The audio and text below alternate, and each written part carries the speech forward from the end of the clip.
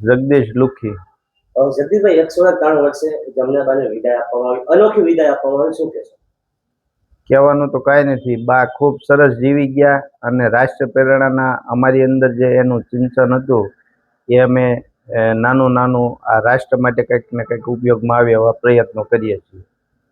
ખાસ કરીને ચક્ષુદાન અને દેહદાન કરવામાં આ વિચાર તમને ક્યાંથી આવ્યો? વિચાર તો ત્યારે આવ્યો કે આમ તો આપણે નોર્મલી બોડીને બાળી દેતા હોઈએ છીએ. ભવિષ્યના ડૉક્ટરોને જો તમારે પ્રેક્ટિસ માટે તૈયાર કરવા હોય છે તો બોડીની તો ખાસ જરૂર પડતી હોય છે.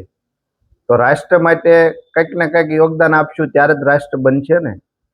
એટલા માટે થઈને અમે પરિવારે નક્કી કર્યું કે બાનું આપણે દેહદાન કરવું જોઈએ. વિદાય વખતે રાષ્ટ્રપ્રેમ ભાવના જોવા મળી હતી, એના વિશે શું કહેશો?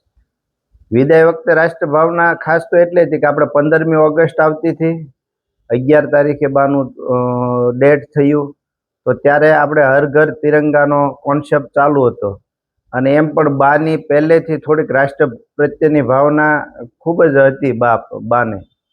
એટલા માટે એને તિરંગા સાથે આપણે વિદાય આપી કે લોકો એમાંથી કંઈક પ્રેરણા લઈ અને આની અંદર આહુતિ આપે અને જોડાય આની સાથે. બાના 100 વર્ષ જ્યારે પૂર્ણ થાય ત્યારે જન્મભૂમિ કાર્યક્રમ કરવામાં આવ્યો, એના વિશે શું કહેશો? ત્યારે એટલા માટે કર્યો હતો કે શહીદ પરિવારોને જ્યારે શહીદ થઈ જાય ને જવાન, ત્યારે પછી કોઈ યાદ જ નથી કરતું. તો બાના 100 વર્ષ નિમિત્તે અમે એક જનની જન્મભૂમિ કૃતજ્ઞતા સમારોહ કર્યો હતો ગામડે. ત્યારે શહીદ પરિવારોનું ખાસ સન્માન કરવામાં આવ્યું હતું જાહેર મંચ ઉપરથી. ખાસ કરીને શહીદ વીર જવાનોને યાદ કરી રક્તાંજલિ આપવા માટે બ્લડ ડોનેશન કેમ્પ પણ આપ કરો છો. અત્યાર સુધીમાં કેટલા કેમ્પ કરવામાં આવ્યા અને કેટલી બોટલનો ટાર્ગેટ પૂર્ણ કર્યો છે? અમે અત્યાર સુધીમાં લગભગ 10 થી 12,000 બોટલ અત્યાર સુધીમાં કરી છે. અને આમાં ખાસ કરીને શહીદ દિવસ એટલા માટે સિલેક્ટ કરીએ છીએ કે અવારનવાર સુરતની અંદર બ્લડની ખૂબ જ જરૂરિયાત હોય છે.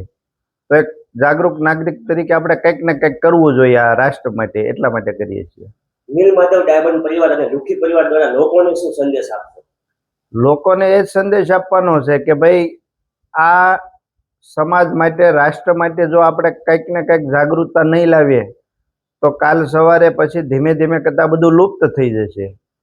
તો દેહદાન કરી અને આપણી મેડિકલ ટીમ છે, રાષ્ટ્ર માટે જે આવનારા ડૉક્ટરો તૈયાર કરવાના છે, અથવા તો કોઈનું જીવન બચતું હોય, બાનું ચક્ષુદાન કર્યું એટલે લગભગ 2 કલાકની અંદર બાની આંખો તરત જ લગાવી દેવામાં આવી હતી કોઈને.